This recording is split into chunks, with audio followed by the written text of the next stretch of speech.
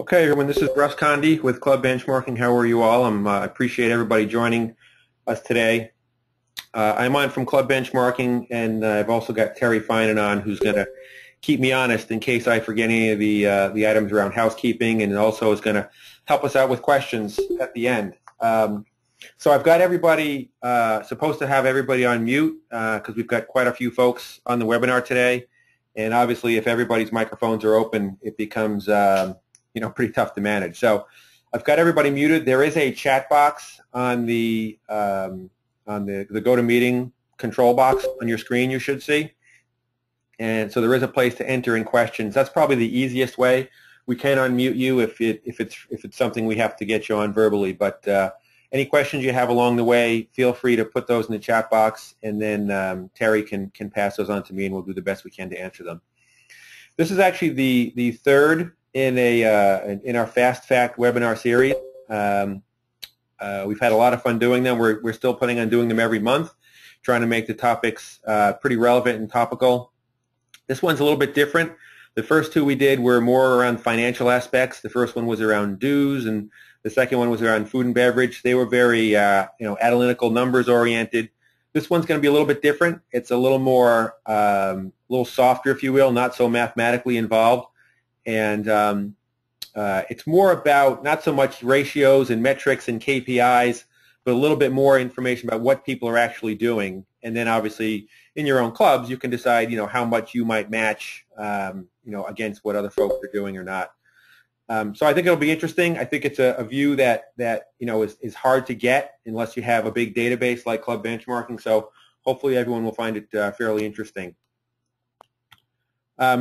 We'll just move past that. So really the goal for today, I think there's a few goals. One is just to very briefly talk about a little bit about member communications in general and why it's becoming more important, how it's changed over the last several years, and I would say is going to continue to change with the way communications and technology is changing. So we'll talk about that.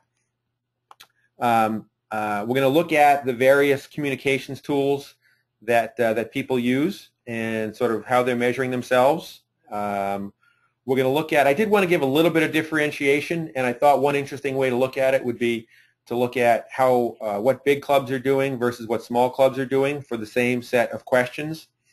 I think we can have an intuition about what those things will look like, but it's nice to see a little bit of hard data around that.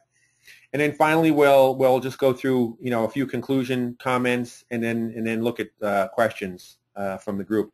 I certainly don't pretend to be a membership communications expert, but we do get to see a lot of data and talk to a lot of clubs. And so this is really a combination of input, the wisdom of the crowd of many clubs. Probably a few hundred clubs have completed the member communication section, and I'm always willing to offer up my view based on all the clubs we visit. So I'm hoping that there's a good set of questions and that those questions will actually help everybody on the phone and on the webinar understand some of the data a little bit better. So if we look at the challenges around member communications today, and I do think it's a challenge. It's not an easy task. It's not a task that has gotten a lot of attention, but it's certainly a critically important area. So, why is it, how has it changed? Why is it challenging? Certainly, the diversity of membership has changed as we've got into, I would say, more family orientation. I think probably the ethnicity, certainly, especially around certain parts of the country, of membership has changed. So you might even enter some language barriers. That is certainly challenging. Younger people want to see information in a different format and different frequencies than older people do, and so that diversity of membership, all the way from the 90-year-old member that's been a member for 50 years to the 35-year-old member with his or her family that just joined, they're very different people, and that diversity creates a lot of challenges, obviously, as most of you well likely know. There's a greater diversity of amenities, fewer golf clubs and more country clubs. The more amenities you get, the more tribes, if you will, exist within the clubs. And if you're a member of the quote-unquote tennis tribe, you're probably not too interested in hearing about golf tournaments. Likewise for the hardcore golfers. So that that diversity of amenities is a challenge because, people really don't want to necessarily be bombarded with information that they don't particularly care about. One of the reasons that member communication is so important is because, as you all know, time within a club, whether you're going to join a club or not, and the time whether you're going to spend, a day or a weekend at the club, it's really a competition. There's lots and lots of other activities that families do, especially for families. And so the more you can inform people about what's happening at the club and tell them about activities that they might be interested in, I think the more likely you are to get them to come to those events and spend more time at the club. And obviously, spending time at the club, is really what it's all about. That's the ultimate goal of membership communications. We'll talk a little bit more about that. Obviously, a wide array of media options and preferences, from print newsletters to email to Twitter. The whole gauntlet. We'll look at what people are using. We're not going to come out and say this is what you should do. But at least we can talk about what people are using. And frankly, the challenge, one of the challenge sides of it is there is information overload out there. And so, if you think, well, we'll just hit them with everything, obviously you're going to get feedback pretty quickly that that's just too much. You're hitting me with too much, and give me a break. I don't need, 10 emails a week from the club, from 6 different departments. It's critically important. It is the connection to members when they're not on property. When they're on property, it's pretty easy to figure out what's going on and what they want to be doing and where their interests are. But when they're not on property, that's really where member communications is the rubber meets the road. It's how you let them know what's happening at the club. Part of it is, they want to know what they want to know, when they want to know it, and how they want to be told.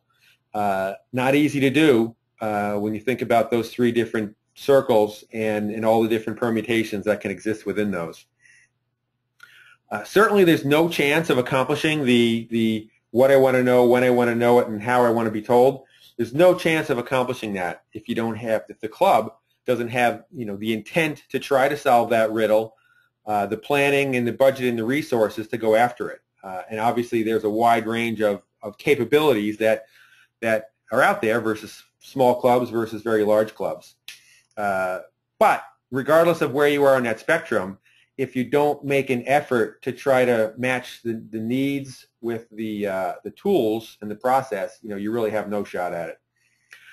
It's almost like if you're a good communicator as a club, you've done your job, you broke even. If you do a poor job of communication, it's viewed as a negative. And it's a bad reflection on the club or even maybe someone within the club.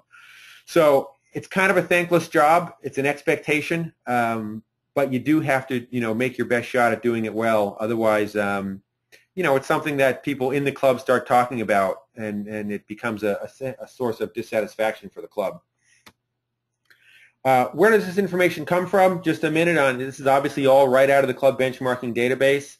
I think most of you are probably aware, but we are a subscription-based business intelligence tool for the club industry.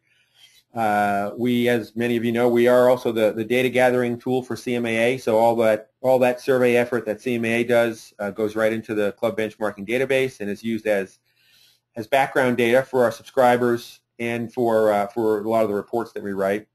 We do have about 500 plus subscribing clubs, so more and more clubs continue to say, you know what, I need this information, so I want to be a member. And it's about finance and operations, compensation, benefits, and policies and procedures. Just for the folks that are members on the webinar, I just want to show you where this information is coming from.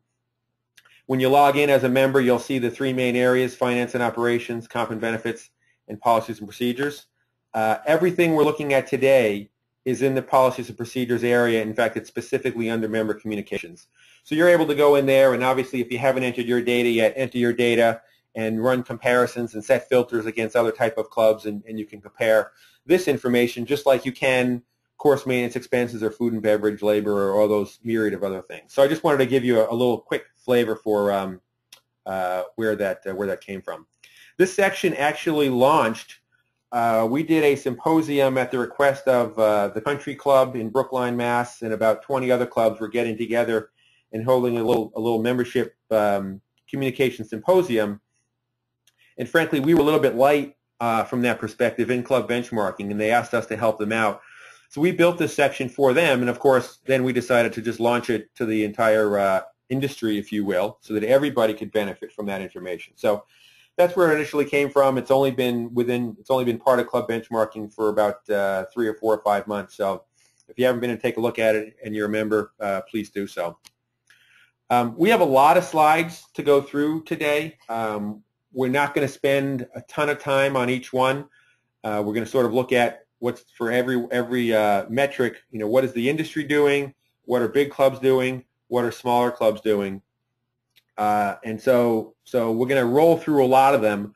And obviously, if people have more questions about what certain metrics mean, we can go back and take a look at that. This webinar is going to be archived. We archive all of them on the Club Benchmarking website. If you go in and you look under resources, you'll see a section for all the videos and webinars that we have. So if you want to go back and refresh, look at some of the data again, if I went too fast through something, you can always go back and do that.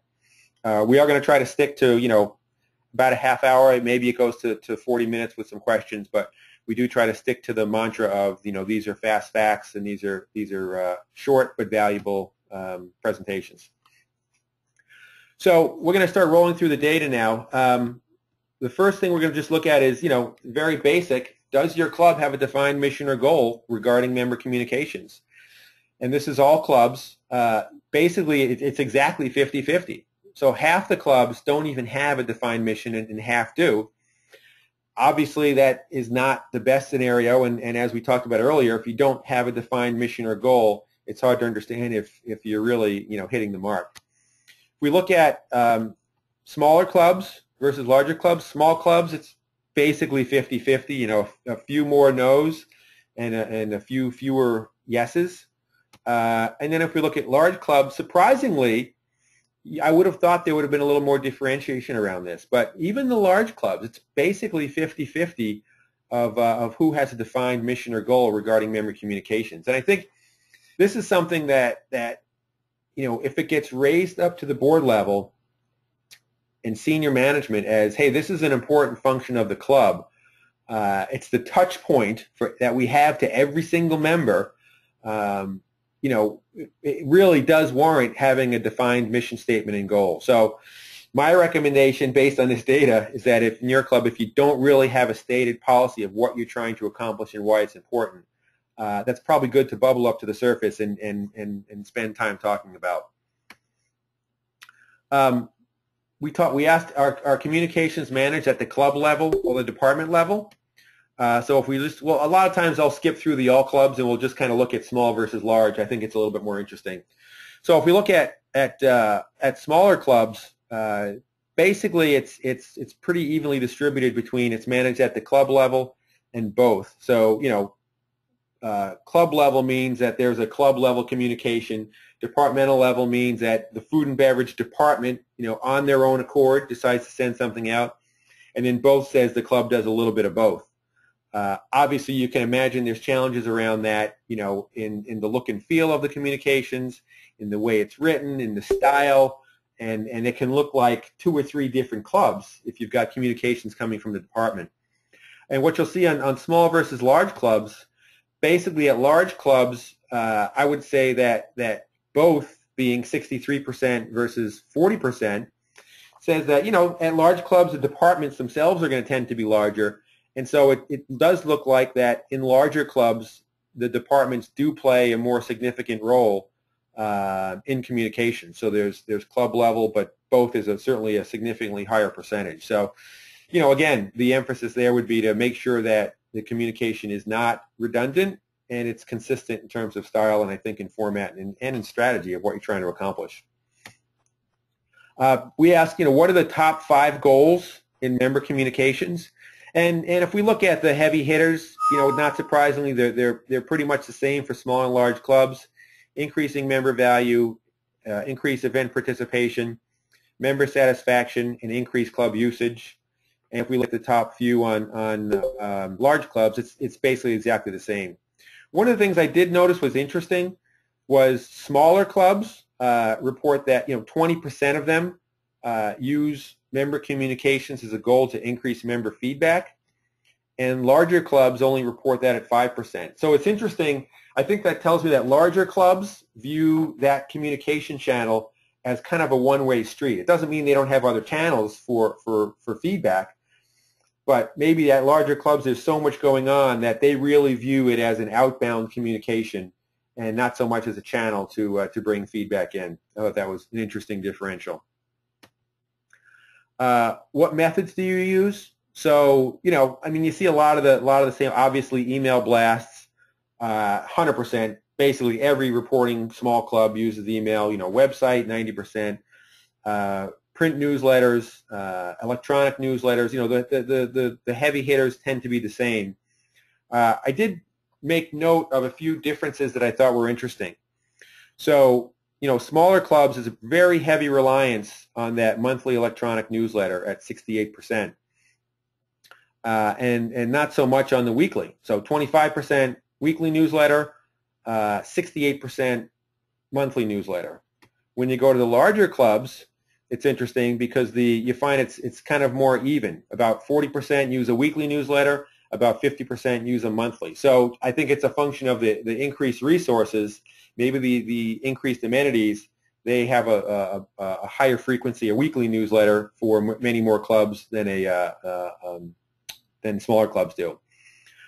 Interestingly, social media, large clubs, 32% of them claim to use social media. For small clubs, it's 60%. So more smaller clubs are using social media than larger clubs, and this is a pretty large data set. So I think that's pretty real. So I found that very interesting. I wouldn't have guessed it to come out that way, and I am guessing, some of this stuff you have to sort of, take a little bit of a guess, if you will, as to why it might be that way. And it is a big deal to use social media, and maybe a smaller club just feels the pressure and says, you know what, we got to start, tweeting or something like that. And a larger club, maybe with a much higher amount of members, says, we better be really cautious and careful about how we do this. And so there might be a little more caution around that. A few other changes as well. Small clubs, almost no direct mail. Large clubs, 45% use direct mail. So I found that interesting. We're not going to look too much about full member equivalents. This just looks at, basically the amount of staff you're applying. And so you find about, on the small clubs, basically 50% have one or fewer people. And the large clubs, it's pretty much the same. So it doesn't necessarily mean that they're putting more people behind it, although I think there's a little bit of what does it really mean to have someone full-time on member communications. So this one, I don't really think it shows a significant differentiation between large and small clubs. This one is interesting. Does the club have a specific budget line item for member communications? So for all clubs, 2/3 do not, and 1/3 do have a budget line item. For small clubs, it's even worse, not surprisingly. 77% do not have a budget line item, and 22% do. And for larger clubs, it's about 50-50. So, but 50-50 is not a great number. It's certainly more than small clubs. And if you folks know Rodney Dangerfield, I thought this was an appropriate quote. I get no respect at all, and he tugs on his tie. But that's a problem. I mean, the fact that it's clearly an important function for the club, but half the clubs don't have a mission statement or goal around it, and half the clubs, half the large clubs, 2/3 of clubs don't even consider a budget line item around membership communication. So that, to me, speaks volumes around, is it really capturing the attention of the board? Does it get discussed specifically in come budget time?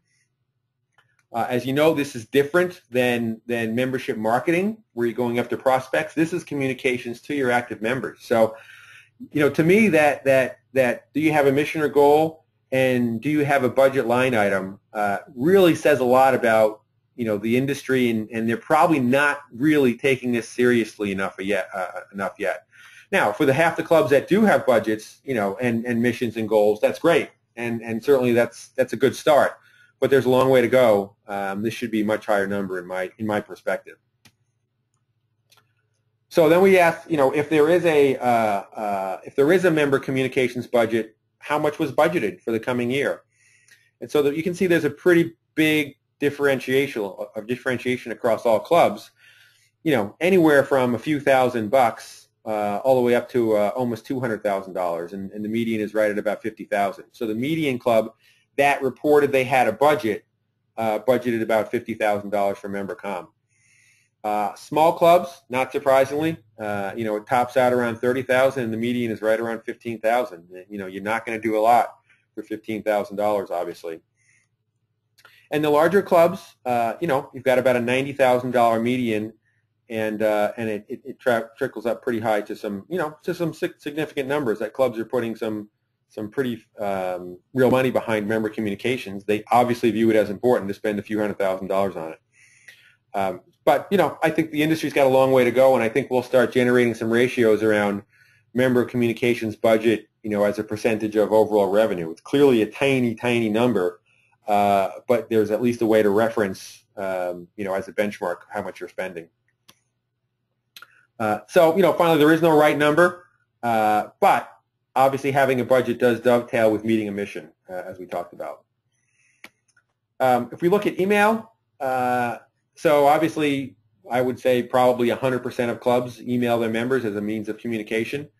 And so we asked, do you specifically target groups of club members as opposed to a generic email that goes to everybody? And it's a pretty big number, 65%, do some kind of differentiation, it looks like, and about a third do not. So, that's a good start. Obviously, the more you do that, the more you're going to probably be in line. And not surprisingly, it's about 50-50 on small clubs, so not as much specific targeting to those, the tennis tribe, the pool tribe, the pickleball tribe, whatever it might be.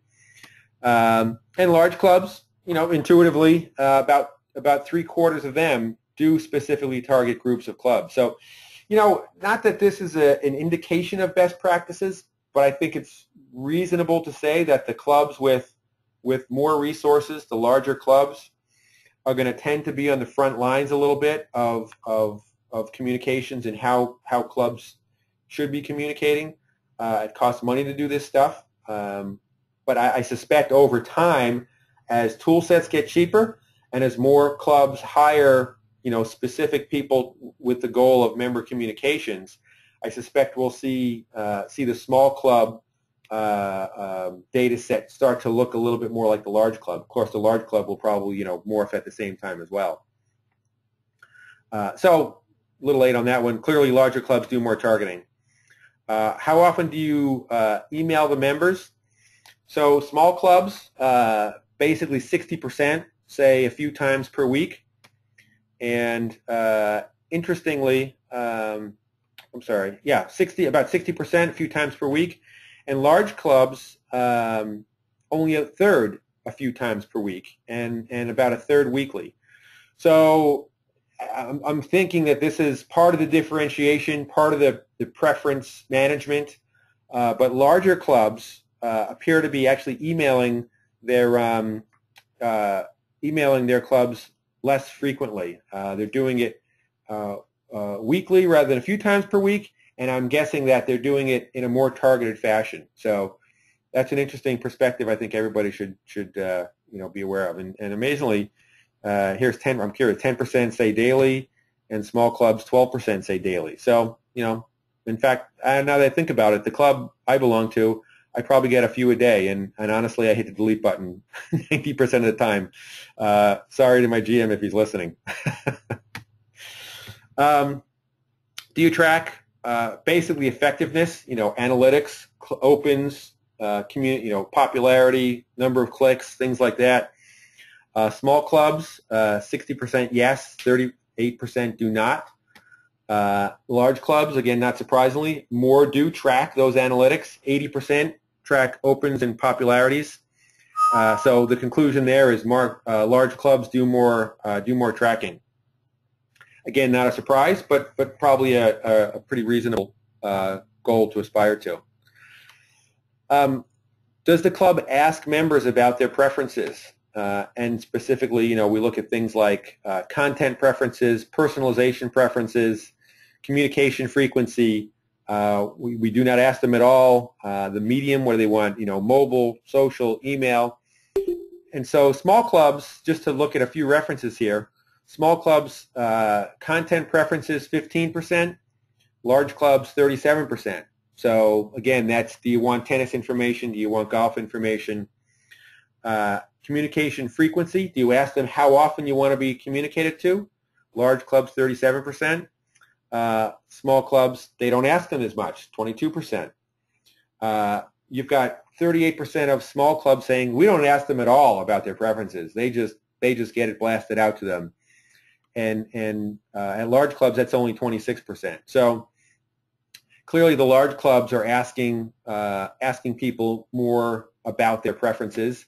And the reality is, preference management requires a more sophisticated tool set, which means you have a little more money. There are very, very good companies out there that help you all around strategy and communication. Companies like VCT out of Boston. A few folks know Steve Reddy. His group does a great job. But that kind of stuff does cost money. It's not always super expensive, but to put on those more advanced features around, if you think about what I want to know, when I want to know it, how I want to be told, it does take a tool set to do that and to do it efficiently and effectively. So, that's why I think you see some of this answer differentiation we see between large and small clubs. A little bit about the websites. Not going in too deep here, but we did ask folks, who is your website provider? This is certainly not a good or bad. It's just, it is what it is. And so for small clubs, 29% Club Essential. Obviously, we missed something here with one on the list because, other should not be at 24% clearly. Jonas 21, Members First 11. Larger clubs, Club Essentials is also the highest. In fact, it's 51%. It was only 29% of the small clubs. You can see more differentiation. Members First at 26%, followed by Other and Jonas. So, you've got basically Club Essentials and Members First at about, 77% of the market for larger clubs. And you really need to peel out really about the first 4 participants in that space to get up to that percentage. So a little more concentration of providers on the large club side. I just want to take a look at time here. Okay, we're coming close, but I think we're almost through most of this. How often do you update your website? Small clubs, weekly is 50 and daily is 24. Large clubs, weekly is 33 and daily is 60. So what was the daily? Daily was, so daily is 24 for small clubs. I'm sorry, I apologize for the color difference here. Daily is 24% on small clubs, and daily is 60% on large clubs. So big difference there. That really tells me that the club is really using, the large club is really using their website as a communications tool much, much more than the small club is. I'm guessing the smaller club is using their website more as a marketing tool than a communications tool. Again, this does get to the cost and sophistication of the tool sets. But that's a big difference, 24% versus 60% who update their site daily. So there we go, late on that one again. Large clubs update more frequently is the conclusion on that. We talked about that. How long has it been since you've had a significant website redesign? Small clubs, a lot of them have been updating their website, a significant redesign. 50% are less than 1 year. Large clubs, 35% are less than 1 year. So, more of the small clubs have done a recent significant website redesign. It could have been because, they lagged and hadn't done anything in the last few years and are playing catch up. It can be that the larger clubs have fundamentally more sophisticated. That's not the right word. There's more content. There's more interaction on the larger club website. So it may be a bigger deal for them to do an update than it is for a smaller club who has a pretty basic website in many cases. We're going to just take a quick look at who maintains the content on the website. So for large clubs, they basically have a part-time person, 39%, and a full-time person, 57%. So there's a full-time job on the dedicated person on website maintenance, 57% of the time for large clubs, only 31% of the time for smaller clubs. It's a part-time job for somebody 67% of the time. So again, just a function of budget and resource on the large versus small, probably not too surprising, but maybe an indication of where things are going even for smaller clubs. Do you track web effectiveness, much like email effectiveness? Small clubs, basically 50-50. They build the site and whatever happens, happens.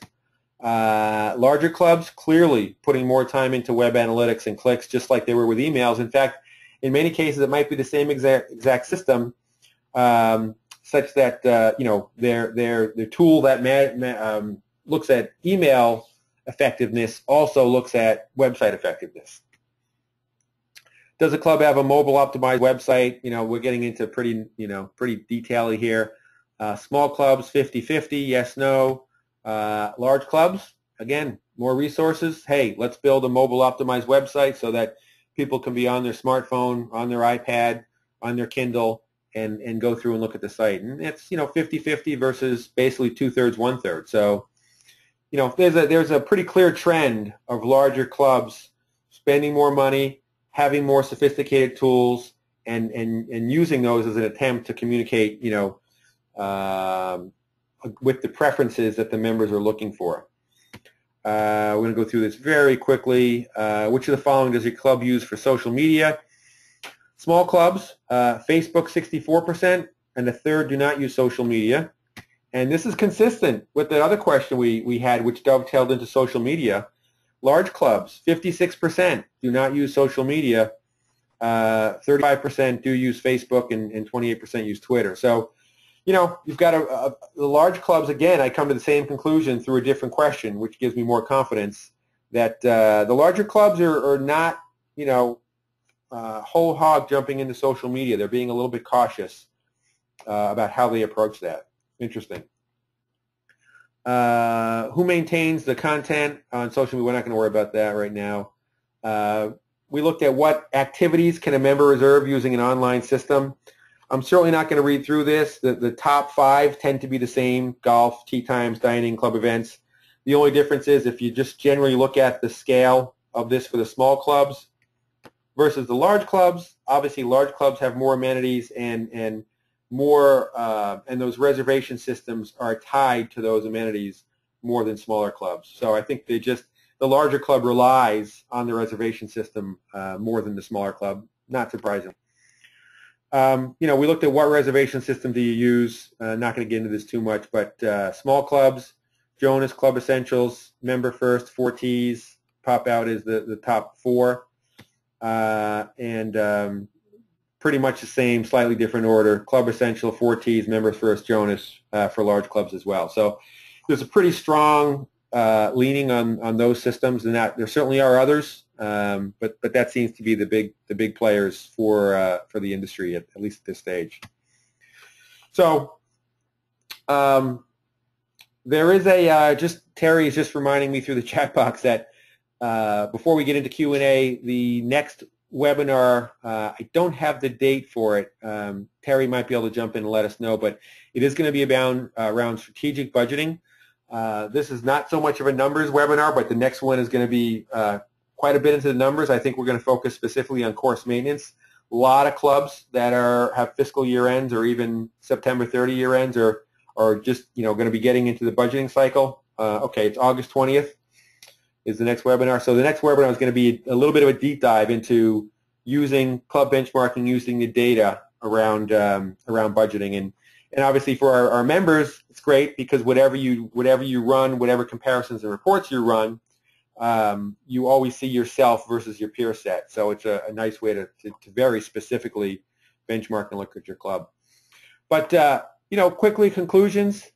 I think it's safe to say the trend and need for effective communication is growing.